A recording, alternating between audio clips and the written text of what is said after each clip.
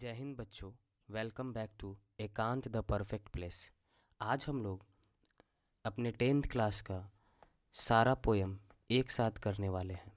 जो जो important poem है मैं आपको एक ही वीडियो में सारा स्टेंजा वाइज और सारे समरी के साथ आपको प्रोवाइड करूँगा और एक एक करके हम लोग सारा पोयम एट लास्ट ख़त्म करेंगे आपके रिवीजन पर्पस के लिए। बहुत ही अच्छा वीडियो है। तो आइए हम लोग स्टार्ट करते हैं आज the tale of Custard the dragon. First stanza. Belinda live in a little white house. Belinda नाम की एक लड़की है जो एक छोटे से घर में रहती है with a little black kitten and the little grey mouse and the little yellow dog and the little red wagon and the रेडिलो trulio and the little pet dragon. इस स्टैंजा में we are introducing to Belinda who lives with her pet in a white house. These pets are black kitten, grey mouse, a yellow dog and a dragon. They all use a red wagon. Red wagon मतलब होता है trolley जो हम लोग malls वगैरह में use करते हैं एक जगह से दूसरी जगह ले जाने में। उसी टाइप का एक इक्विपमेंट होता है, उसे हम रेड वैगन कहते हैं। When they want to go out somewhere, जब वो बाहर जाते थे तो उसी ट्रॉली का यूज करते थे। बेलिंडा एक लड़की है जो वाइट हाउस में रहती थी और उनके पास एक किटन थी, एक माउस था, एक डॉग था और एक ड्रैगन था। ठीक है। नेक्स्ट स्टैंजा ये बोल रहा है, now the name of the little black kitten was Ink and the little grey mouse she called her Blink and the little yellow dog was sharp as Mustard but the dragon was coward. Coward मतलब होता है डरफोक। डरफोक she called him Custard. तो एक black kitten थी जिसका नाम इंक था। नाम याद रखिएगा, नाम बहुत इंपॉर्टेंट है। मैंने स्केच मार्किंग भी कहा था कि आप लोगों को प्रत्येक चैप्टर का एक स्केच मार्किंग करना चाहिए कि कौन से चैप्टर में कौन कौन से कैरेक्टर हैं। ग्रे माउस जो है उसका नाम ब्लिंक है, येलो डॉग उसका नाम मस्टर्ड है एंड द ड्रैगन जिसका नाम कस्टर्ड है, जो कि कहा गया है कि डरफोक है। ठीक है। In this stanza, we are told that the kitten being black is known as ink, and the mouse being tinny as blink, and the dog being yellow as mustard, and the dragon being cowardly as custard. ठीक है। Colour भी याद रखें आप। Ink जो था उसका colour black, blink जो माउस था उसका कलर ग्रे, डॉग का कलर येलो और ड्रैगन तो था ही। थर्ड स्टैंजा ये कहता है कि custard the dragon had big sharp teeth and spikes on the top of the him and the scales and the underneath, mouth like a fireplace, chimney for a nose, and the Rallio Turelia dagger on his toe. In this stanza, we are told that the custard जो dragon था was a full grown dragon। ठीक है, अभी बच्चा ही था, अभी बड़ा हो रहा था, and could easily defend himself against any danger। ठीक है, और किसी भी डेंजर के अगेंस्ट वो परिपक्व था अपने आप को वो करने में। For his had sharp teeth, spikes and his black scale beneath his belly and dagger like toe he could also breathe fire. मतलब ड्रैगन जो थे, ड्रैगन जो है उसके मुंह से फायर भी निकलता था और नाक से धुआं भी निकलता था। मतलब ड्रैगन का एक कैरेक्टरिस्टिक बताया है कि ड्रैगन था कस्टर्ड और उसके पास क्या क्या कैरेक्टरिस्टिक थे। अगले स्टैंजा में चलते हैं। अगला स्टैंजा कहता है कि Belinda was a brave as a barrel full of the bears and the Ink and Blink chased lion down the stair. Mustard was an brave as a tiger in a rage but Custard cry for a nice safe cage. इस stanza में we are told that Belinda, Ink, Blink, Mustard they are all brave. ये सब क्या थे? Brave थे। ठीक है, देखेंगे हम लोग स्टोरी में कि कैसे ये मिथ जो है ख़त्म होता है समय आने पे। We are all brave even though they were much smaller in size, smile में भी साइज में भी बहुत छोटे थे वो लोग, देन कस्टर्ड, कस्टर्ड बड़ा था और उसके पास बड़ा तीत, फिर फायर बॉल मुँह से निकलता भी था। But the Custard was so cowardly, but वो बहुत ही डरपोक था, ठीक है। That he preferred to be a cage if he would keep in safe, और वो हमेशा कहता था कि उसे एक पिंजरा में रखा करो ताकि वो सेफ रहे, हमेशा पिंजरे के लिए रोता था, ठीक। अगला, Belinda tickled him, she tickled him unmerciful, Ink, Blink, Mustard, they rudely called him Percival. They all sat laughing in the little red wagon at the Relio Terulia cowardly dragon. इस स्टेंजा में, in this stanza, we are told that Belinda and the other all made fun of Custard, सभी लोग Custard का मजाक उड़ाते थे, for being a so afraid all time, हमेशा डरता रहता था इसीलिए। Belinda tickled him and Ink and Blink Mustard, Ink cat, Blink rat mouse और Mustard dog, ironically compare him with a brave knight called Percival, who had been in a service of King Arthur, to show him how unlike Percival he really was. हमारा अगला stanza ये कहता है कि Belinda giggled with till he shook the house, and Blink said, the wick, which is giggling for a mouse. Ink and Mustard rudely asked his age, when Custard cried for a nice safe cage. In this stanza, we are told that whenever Custard want to put in a cage, जब भी Custard cage में जाना चाहता था, Belinda and the Blink giggled to her heart content, and Ink and Mustard asked him to how old he was, that he is scared of everything. सभी लोग मजाक उड़ाते थे कि तुम कितने बच्चे हो जो अभी तक डरते हो, ठीक है। सेकेंड स्टेंजा हमारा ये कहता है कि suddenly they heard a नेस्टी sound, अचानक एक अनप्लीजेंट, नेस्टी मतलब अनप्लीजेंट साउंड उन्हें सुनाई देता है, and Mustard growled and they all looked around, meowch cried Ink and ooh cried Belinda, for this was a pirate climbing in the window. Pirates means समुद्री लुटेरा, समुद्री लुटेरा। In this stanza, the poet describe a particular incident. एक incident हुआ when Belinda and her pets all heard an unpleasant sound. जब Belinda और उनके सभी पोस्ट एक ऐसा साउंड सुने जिसमें मस्टर्ड सेंसिंग ट्रबल, ठीक है, मस्टर्ड मतलब कुत्ता को, जो वो डॉग था उसे कुछ अनरियलिस्टिक लगा, started growling. Ink and Belinda cried out in horror, डर से वो चिल्ला बैठी, and finally they saw a parrot was climbing into their house through the window, parrots जो है उनके हाउस पे चढ़ रहे हैं विंडो के through.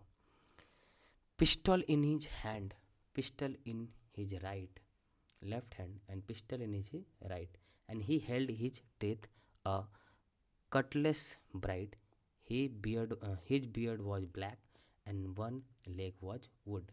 It was clear that the pirate meant no good, pirate मतलब कुछ अच्छा चीज़ तो नहीं आया है।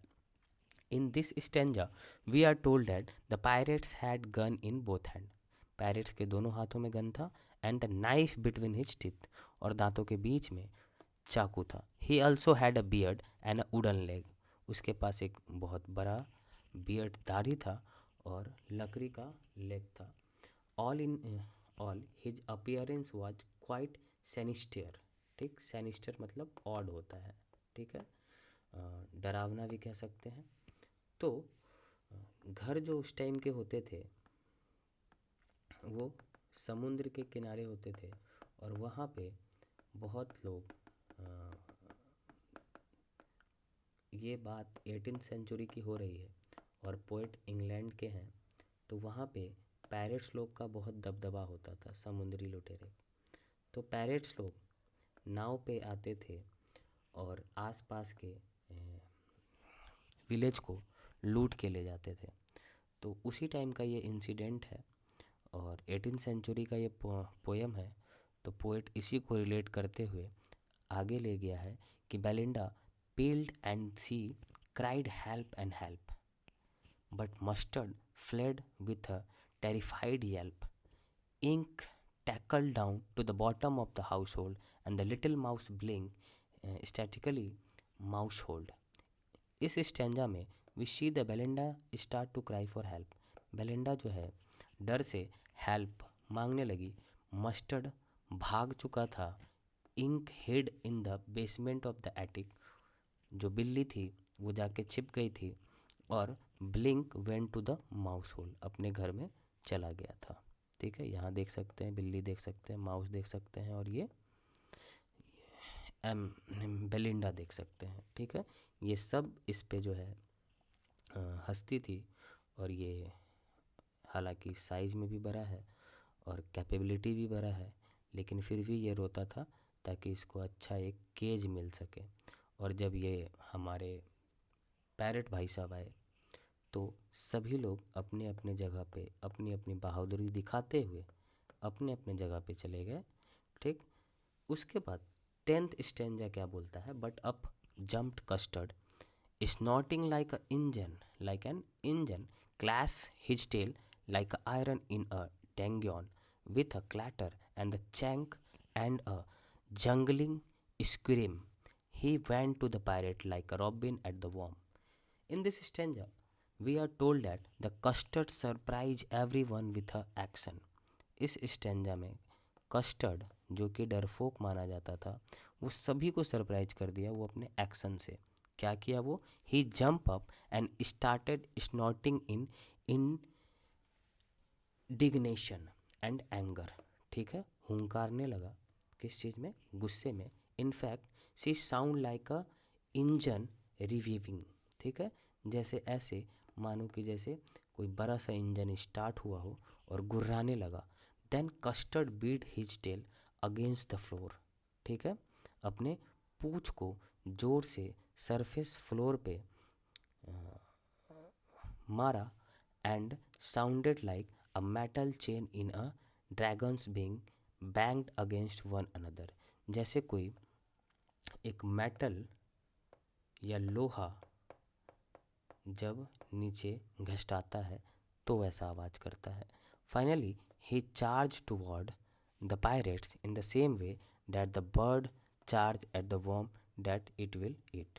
वो इस तरीके से अटैक किया पायरेट्स पे जिस तरीके से चिड़िया अपने खाने पे लपकती है।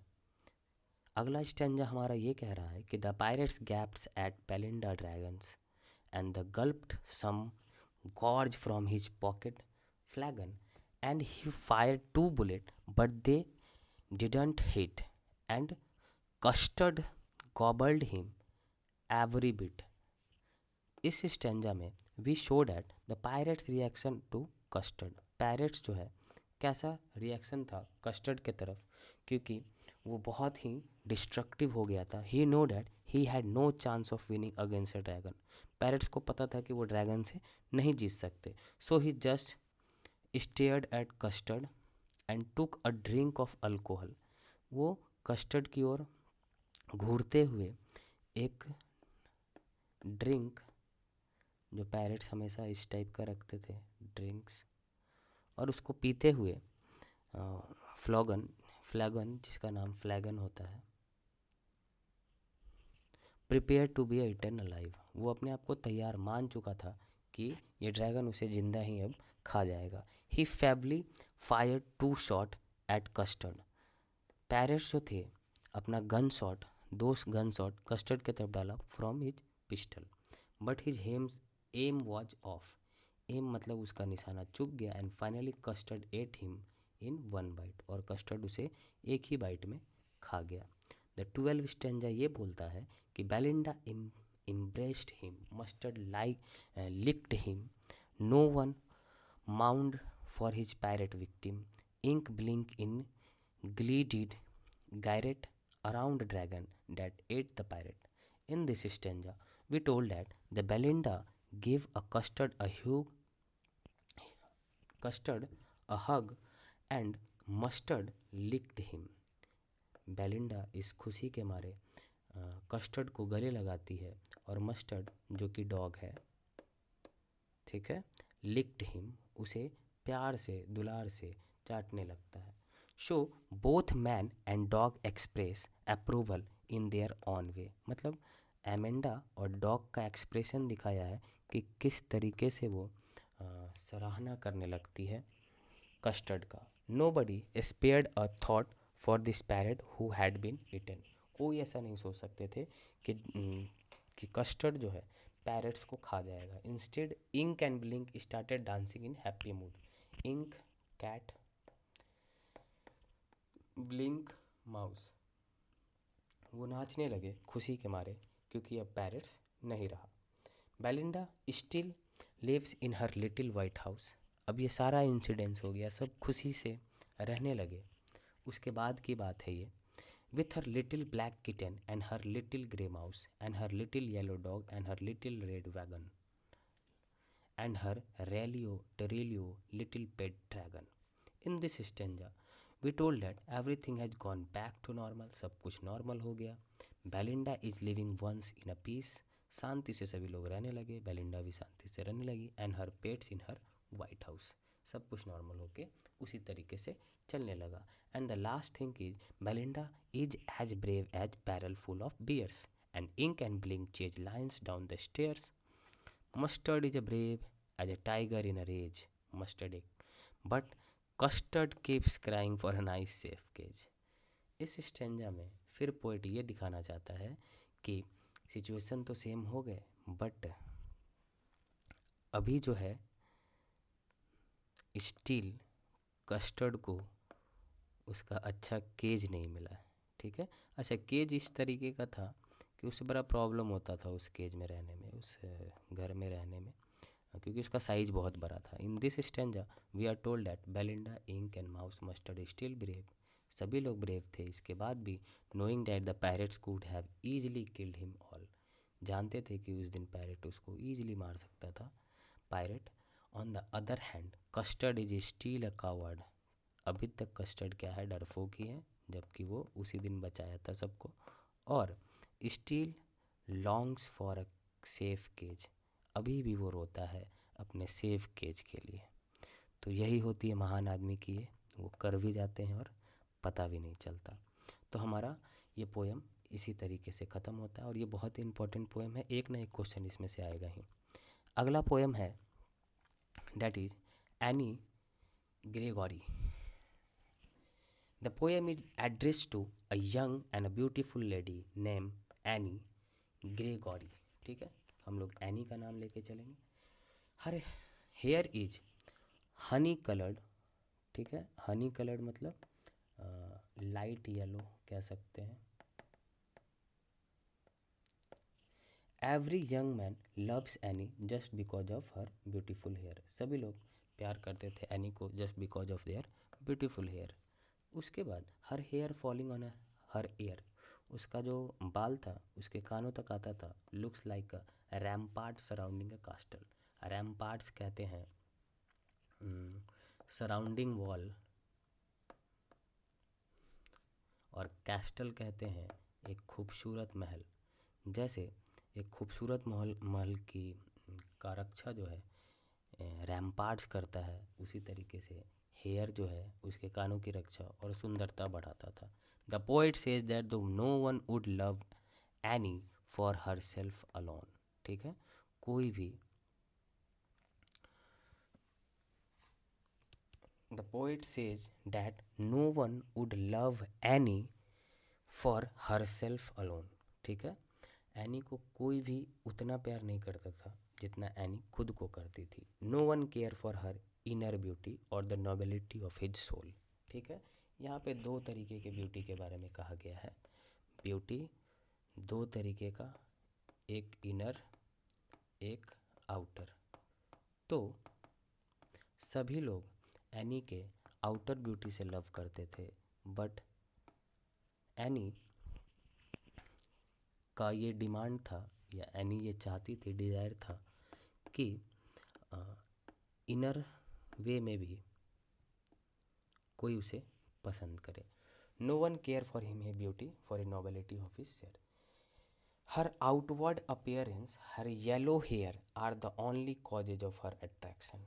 ठीक है, उसका पीला बाल, ठीक है, और बाहरी अपीयरेंस से ही वो अट्रैक्टिव लगती थी। In the second stanza the lady Annie herself settle the issue. क्या इशू सेटल करती है?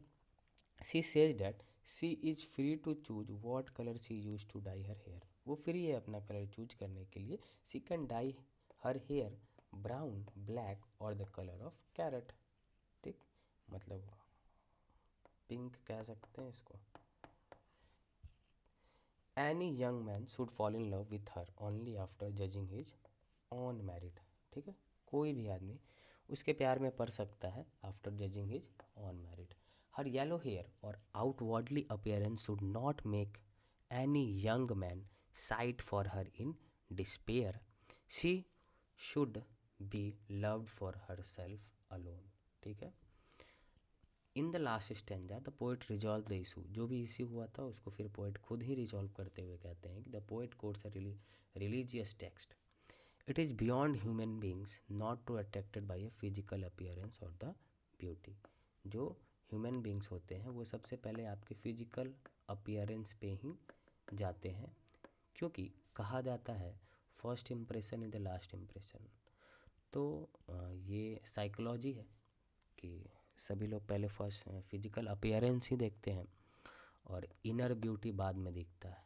अच्छा, इनर ब्यूटी आपको सिद्ध करने की ज़रूरत नहीं पड़ती, वो टाइम टू टाइम प्रूव हो जाता है, और जब वो प्रूव होता है तो फिजिकल अपीयरेंस की ज़रूरत नहीं पड़ती। अगला पॉइंट ये बोलता है कि human beings can be easily swayed by the beautiful yellow hair and outwardly appearance.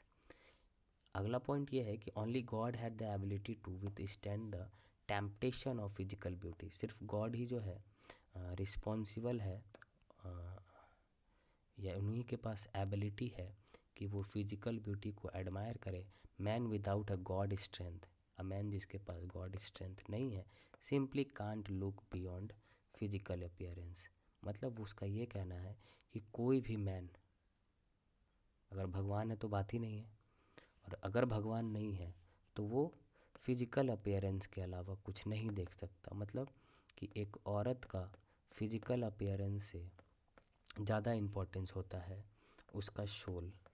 ठीक है, और कोई भी उनके सोल को ना देख के फिजिकल अपीयरेंस को फर्स्ट प्रायोरिटी देते हैं। तो हमारा पोएम यहीं पे इसी के साथ ख़त्म होता है। तो हमारा अगला पोएम है द डस्ट ऑफ स्नो। ठीक है, पहले हम लोग इसको ख़त्म कर लेते हैं। डस्ट ऑफ स्नो एक बहुत ही अच्छा पोएम है, और ये बताता है कि कंडीशन कैसा भी रहे हम लोगों को हैप्पी रहना चाहिए, और लाइफ का कोई एक मोमेंट भी आपको हैप्पी रखने के लिए काफ़ी है। तो स्टार्ट करते हैं। A fine dust of snow had covered the top of the tree. ठीक है, डस्ट ऑफ स्नो मतलब बर्फ़ का धूल। ठीक है, जैसे अंटार्कटिका और ठंडे देशों में डे बाय डे रात को 1 to 5 फीट तक आइस जो है स्नोफॉल होता है। तो हमारा जितना भी पोएट है इंग्लैंड, पोएट जो है इंग्लैंड के रीजन के हैं, तो उनका व्यू भी जो होता है वहीं के अकॉर्डिंग होता है। तो अगर आप यहाँ इंडियन पोएट पढ़ेंगे तो फिर उनका व्यू यहाँ के अकॉर्डिंग होगा। तो स्टार्ट करते हैं हम लोग अपना कि a fine dust of the snow had covered the top of the tree. ठीक है, ट्री के ऊपर इतना डस्ट वो हुआ था, स्नोफॉल हुआ था कि स्नो से घिरा पड़ा था। The poet was standing under that hemlock tree. Hemlock tree के नीचे पोएट खड़े थे। Sudden arrival of A crow. ठीक है, एक कौवा या एक चिड़िया आती है। Falling of snow dust on poet. Poet के ऊपर वो स्नो बर्फ गिरता है। A simple natural happening change in the mood. ठीक है, पोएट का मूड अचानक से चेंज होता है। Now he realise that the whole day has not gone to waste, मतलब ये तो हो गया है, ठीक है, लेकिन अब पूरा दिन मैं इसके चलते बर्बाद नहीं करूँगा। और those movement while he is enjoying the fall of snow dust on him are his happy movement, और वहाँ से वो उस स्नो के गिरने को इंजॉय करने लगा। बस हमारा पोएम इतना ही है, इतना ही आप लोग याद रखें, ठीक है। और ये डिटेल वे में मैं नहीं करवा रहा हूँ, ओवरव्यू दे रहा हूँ। मैं मानता हूँ कि आप कभी ना कभी इसके बारे में सुने होंगे, और आपको लास्ट टाइम में इसी तरीके से रिवीजन करना चाहिए, और इसी तरीके से मैं आपको करवा रहा हूँ। अगला हमारा स्टोरी है fire and ice. Fire and ice इस बार पूछने की बहुत संभावना है, मे भी पूछ सकता है, ठीक है, ना भी पूछे फिर भी आप प्रिपेयर्ड होकर रहें, ठीक है। And of the world the poet share the belief of the people that everything that exists now will end soon. Poet share करता है कि बहुत लोगों का ये बिलीव है कि जो आज दिख रहा है, आज जो हमारा वर्ल्ड है, वो कुछ दिनों बाद ख़त्म हो जाएगा। पोएट का दो डिफरेंट बिलीव है, ठीक है। पहला बिलीव क्या है, तो ये हम लोग व्यू देखते हैं कि वो पोएट किस किस चीज़ में बिलीव रखते हैं। अब the poet talk about the two different believe regarding the end of his material world. ये जो वर्ल्ड है ये ख़त्म होगा, ठीक, और इसके बिलीव में दो डिफरेंट बिलीव रखे हुए हैं कि ये ख़त्म कैसे होगा। Some says that the world will end in a fire. कुछ लोगों का कहना है कि जो दुनिया है वो फायर से ख़त्म होगी। The world will be reduce to a fire ball in the end. पूरी दुनिया एक जलता हुआ बॉल की तरह हो जाएगा। There are other who think that the world will end in ice and freezing. मतलब कुछ लोगों का कहना है कि अगर फिर भी बच गया या फिर दुनिया अगर ख़त्म होने का भी होगा तो वो आइस और फ्रीजिंग से होगा, ठीक है। ये बात कॉन्सेप्चुअल कहा गया है कि अकॉर्डिंग टू ग्लोबल वार्मिंग जब भी पृथ्वी ख़त्म होगी तो वो टेम्परेचर के कारण होगी, ठीक है। तो आइदर टेम्परेचर क्या होगा, हॉट या कोल्ड। तो इसी को थोड़ा दिमाग में रखते हुए, इसी को रिलेट करते हुए, ठीक है, life into the death and the destruction. अब बताएंगे आगे कि फायर किसको कहा गया है और आइस किसको कहा गया है। ये ह्यूमन नेचर के लिए कह रहा है, ठीक है, कि ह्यूमन का नेचर जो आजकल होते जा रहा है हमारे समाज में, उसके अकॉर्डिंग कहा जा रहा है। तो आप इसको इस प्रकार ना लें कि ये दुनिया जो है ख़त्म होने वाली है फायर से, और उसके बारे में ये स्टोरी है। यहाँ फायर को कंपेयर किया गया है ह्यूमन नेचर, जो कि आगे बताएंगे किस चीज़ का नेचर है, और आइस जो है, आइस को भी ह्यूमन नेचर से रिलेट किया गया है। द पोएट व्यू, पोएट का व्यू क्या है, the poet sides that those who believe that this world will end in fire, the poet link this to beautiful power element of the nature of the human emotion. Human emotion से जोड़ा गया है and human behaviour से। The fire is a symbol of human desire, कहा था ना मैंने, human Dzire. Fire जो है ह्यूमन डिजायर के लिए है, और uncontrolled Dzire will be certainly bring an end of the world. जिस तरीके से मनुष्य का अनकंट्रोल्ड डिजायर हो रहा है कि आज घर चाहिए, आज ये है, आज वो हो गया, मतलब आजकल के मनुष्य संतुष्ट नहीं हो रहे हैं, तो यही एक ना एक दिन विनाश का कारण बनेगा। The poet confess that the himself has tested of desire, ठीक है। सभी लोग, इवन पोएट, हम आप सभी कुछ ना कुछ इच्छा ज़रूर रखते हैं। डिजायर हमारी कभी भी ख़त्म नहीं होती है, ठीक है, डिजायर कभी भी। और किसी भी, आजकल देखा जा रहा है कि लोगों का डिजायर आजकल ख़त्म ही नहीं हो रहा है। तो इसी को रिलेट करते हुए कहा है, so he quite aware of the potential of the unbridled passion and fire of the love of the causing death and destruction. अब ये तो था फायर के बारे में। अब आइस के बारे में। आइस रिप्रेजेंट हेट एंड और cold reason. No doubt fire can bring an end of the world. Fire तो ख़त्म करेगा ही, but if the world has to be destroyed twice, अगर दोबारा ख़त्म करना पड़े वर्ल्ड को, या दोबारा अगर वर्ल्ड ख़त्म हुआ तो वो आइस के कारण होगा। Ice can serve that the purpose. Ice represent hate, ठीक है, जिस तरीके से हेट फैल रहा है, this hate not be product of an outburst of revenge. On the other hand, it stands for the cold and ice reasoning. The poet compared the nature of ice with the hatred. ठीक. So the cold and the calculated reasoning, hate born of cold reasoning, making a man insensitive to feeling. ठीक है, मतलब आजकल नफ़रत इतना हो गया है कि लोग इतने इनसेंसिटिव हो गए हैं फीलिंग को लेके कि वो देखते होंगे आप लोग अपने आसपास भी कि हेट बहुत जल्द फैलता है. ठीक है, और जो आपका डिजायर है उसको अगर हम लोग फायर की बात करें तो ये भी अब ख़त्म नहीं हो रही हमारे समाज में आसपास. और हेट जो है बड़ा जल्दी फैल रहा है. ठीक है, तुरंत आप हेट करने लगते हैं, तुरंत आप जज करने लगते हैं और अपना प्रोस्पेक्टिव बना के उस आदमी के साथ एक्ट करने लगते हैं. तो इसी चीज़ को पोएम में रिलेट करते हुए, haters can make our mind numb. ठीक है, नम्ब मतलब nil, cold through and reasoning makes a insensitive and cruel. ठीक है, अगर आप हेटर हैं तो क्रूअल जैसा बर्ताव तो आप करेंगे ही, आपके अंदर वो आएगा ही. अच्छा, हेटर वही होता है जो बराबरी नहीं कर पाता. ठीक है, अगर आपके बहुत सारे हेटर हैं तो इतना समझ जाइए कि आप कुछ अच्छा कर रहे हैं और उसकी बराबरी वो नहीं कर पा रहे हैं, इसलिए वो आपके हेटर हैं. So the poet think that the ice और hate can be a great and strong causes for the destruction of world. मतलब हेट तो एक बड़ा कारण है डिस्ट्रक्शन ऑफ हेल्थ.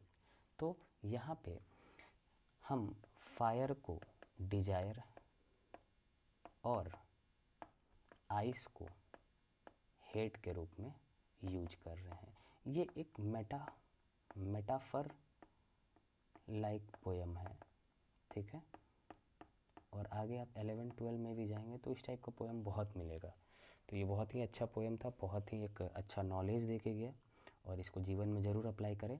अगला हमारा पोएम है अ टाइगर इन द जू. ठीक है, पोएट कुछ ज़्यादा ही, और करना भी चाहिए, पोएट जो है इस पोएम में झुकाव टाइगर के प्रति पोएट का कुछ ज़्यादा ही है और जो कि रहना भी चाहिए. एक परसेप्शन है, परसेप्शन यही है कि टाइगर जो हमारे जू में होते हैं वो ज़्यादा अच्छे से जंगल में रह पाएंगे in spite of being living in जू में रखने से अच्छा है. तो उसी के बारे में ये पोएम कहा गया है, walk in a quiet rage. ठीक है, the dwellers of the forest is forcefully put in a cage. The tiger is caged in a zoo में रखा गया. This tiger moves very softly. ये टाइगर बहुत सॉफ्टली मूव कर रहा है. Quietly with his pads of velvet. ठीक है, वेलवेट कपड़ा होता है और उस पे ये बैठता है. But the range of his movement is limited, क्योंकि पता है कि जू क्या है, एक लिमिटेड रेंज में है और एक केज बना हुआ है, उसी के अंदर वो होगा. आप लोग देखे होंगे हमारे आसपास ही कोई जू में कि बहुत ही कमज़ोर हो जाते हैं टाइगर, क्योंकि उनको उस तरीके का एनवायरनमेंट नहीं मिलता. ठीक है, तो he goes on moving around with a confines of his cage, his rage और एंगर इज सप्रेस. जिस तरीके से उसका केज जो है वो छोटा हुआ है, उसका एंगर भी कम हो गया है. क्योंकि आप सभी को पता है कि टाइगर का एंगर कितना बड़ा होता है. एक टाइगर अगर दहाड़ता है तो वो 8 to 9 किलोमीटर तक सुनाई देता है. ठीक है, और धीरे धीरे ये भी उसका नेचुरल थिंग हटते चला जाता है. We should have been in the natural habitat. ठीक है, sorry, he should have been in his natural habitat. Poet यहाँ से कहना चाहते हैं कि उन्हें अपने नेचुरल हैबिटेट में रखना चाहिए या रहना चाहिए. The poet means that the zoo is not a rightful place of the tiger. ठीक है, सही जगह नहीं है zoo. In the natural habitat the dark forest the tiger would have been lying in a shadow of the tree. मतलब पेड़ की छाँव में वो बैठ सकता है, छिप सकता है. In a zoo in a long grass, लंबे ग्रास में रहता है. To prevent other animal from noticing his movement. When a deer would passes through the water hole, ठीक है, जंगल में रहते हैं तो वो ऑब्जर्व करता है, डियर पानी पीने आती है तो उसको घात लगा के शिकार करता है, सब कुछ नेचुरली होता है। He would attack him, attack करता है, and have him as a meal for a day, और उसे खाना खाता है, ठीक है। तो ये सब नेचुरल थिंग है जो वो अपने नेचुरल हैबिटेट में नेशनल पार्क वगैरह सब में करता है, in spite of being in जू। जू में एक पर्टिकुलर एरिया में रख दिया जाता है, लोग आके उसको देखते हैं, उसको समय पे खाना मिल जाता है, और उसका सारा नेचुरल एक्टिविटी क्या हो जाता है, एक आर्टिफिशियल एक्टिविटी हो जाता है, एक मानो तो घर का एक पालतू कुत्ता के बराबर हो जाता है।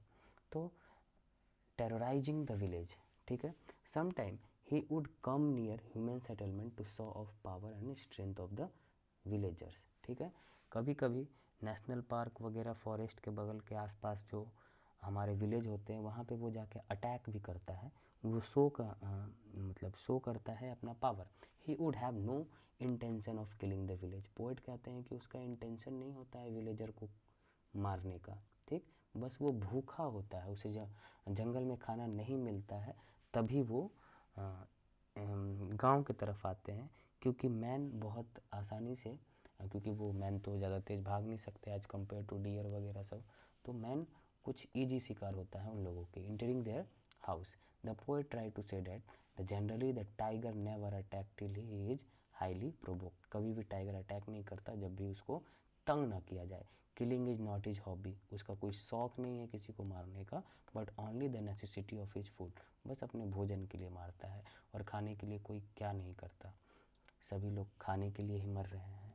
तो पोएट का झुकाव, जैसे मैंने कहा था कि पोएट का झुकाव टाइगर के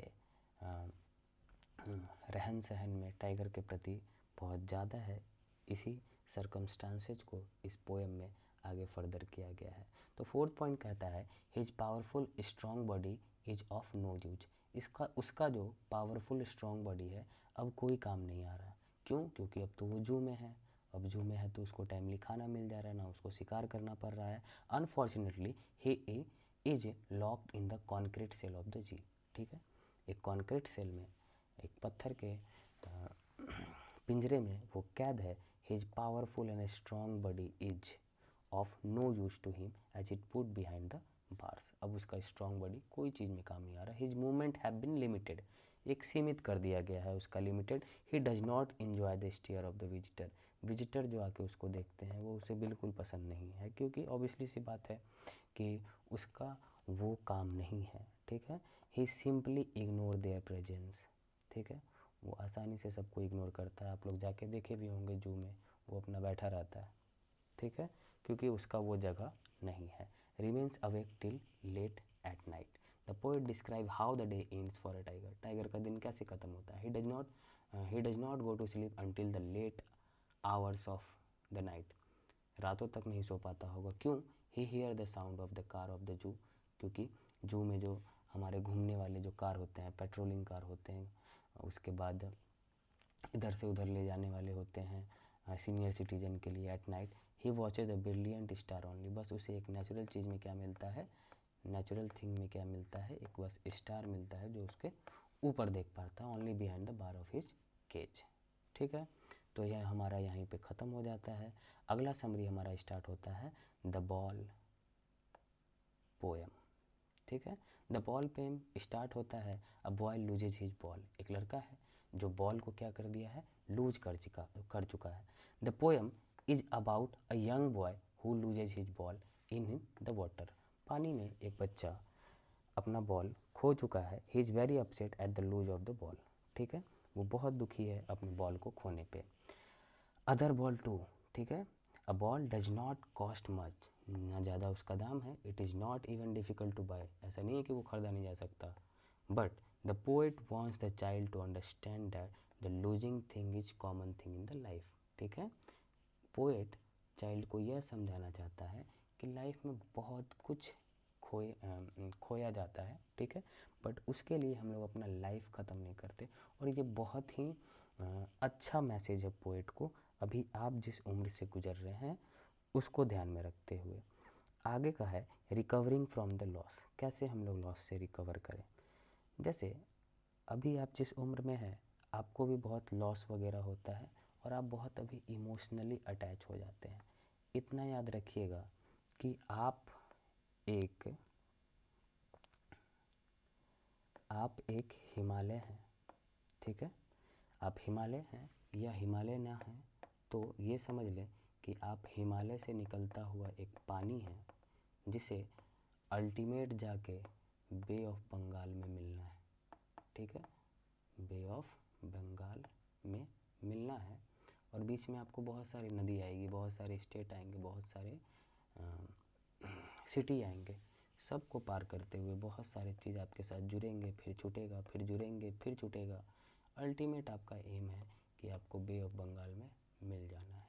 तो लाइफ में बहुत आदमी आएंगे और जाएंगे, ठीक है। आपको अपने अनुसार जीना है और किसी पे डिपेंडेंसी नहीं दिखाना है। रिकवरिंग फ्रॉम द लॉस, उस लॉस से कैसे रिकवर करें। The ball that he has lost can not be retrieved, जो वो बॉल खो चुका है उसको दोबारा वापस नहीं आया जा सकता। The thing that is lost once can not be retrieved और ब्राउट बैक, वापस नहीं आ सकता। Money can't buy the lost childhood, money कभी भी बचपन नहीं खरीद सकता। आप जो भी बचपन में नर्सरी वगैरह में पढ़ते थे, क्या वो वापस ला सकते हैं, चाहे आपके पास कितना भी पैसा हो। The lost dream and lost feeling back, money is external to such losses, ठीक है। एक्सटर्नल लॉस को सही करता है, इंटरनल लॉस को मनी कभी भी सही नहीं कर सकता। स्टैंडिंग अप क्या कह रहा है, the poet gives a message, a hope and encouragement. The theme of the poem is that the life is precious and should not be wasted. Life बहुत ही कीमती है और इसको किसी भी फालतू चीज़ में आप वेस्ट ना करें, क्योंकि याद करें कि आपके घर पे आपकी माँ इंतज़ार कर रही है और आपके पापा आपके लिए इतना कुछ सेक्रीफाइस किए हैं। तो ये पोएम हमारा यहीं पे ख़त्म होता है। इस पोएम को ख़त्म करके एक छोटा सा समरी जो है एमेंडा के बारे में रिवाइज करवा देता हूँ। अच्छा, ये चैप्टर मैं आपको नहीं करवा रहा हूँ, आपको एक ओवर थ्रू दे रहा हूँ कि आपको ये सब चीज़ याद हो, ठीक है। और ये बहुत ही इम्पोर्टेंट वीडियो है, आप चाहें तो 1 से 2 बार देखें, बहुत आपको हेल्प मिलने वाला है। अगर आपका आंसर राइटिंग अच्छा है तो आप खुद से भी बना के बहुत सारी बातें लिख देंगे। और मैं आपको ये पढ़ाने के लिए सारा NCERT का पूरा थॉरोली पढ़ के बताया हूँ ताकि आपका कुछ भी ना छूटे, ठीक है। Amanda is biting her nails, Amanda हमेशा अपना नेल्स, एमेंडा के बारे में कैरेक्टरिस्टिक बता रहे हैं कि एमेंडा जो है हमेशा अपने नेल्स को क्या करती है, काटती रहती है। एमेंडा डज नॉट बॉदर, ठीक है। मदर गिव्स इंस्ट्रक्शन, मदर हमेशा इंस्ट्रक्शन देती है। Prefer to be an orphan, orphan prefer की जाती है। No chocolate, Amanda become Rapunzel, ठीक। Mother finds her moody. तो इसके बारे में इतना है, तो इतना आप याद रखें। उसके बाद मस्त रहें, पढ़ते रहें और अच्छा स्वास्थ्य रखें, अपने स्वास्थ्य का ख्याल रखें, क्योंकि एग्ज़ाम है अभी, आपका स्वास्थ्य भी बहुत ज़रूरी है। जय हिंद।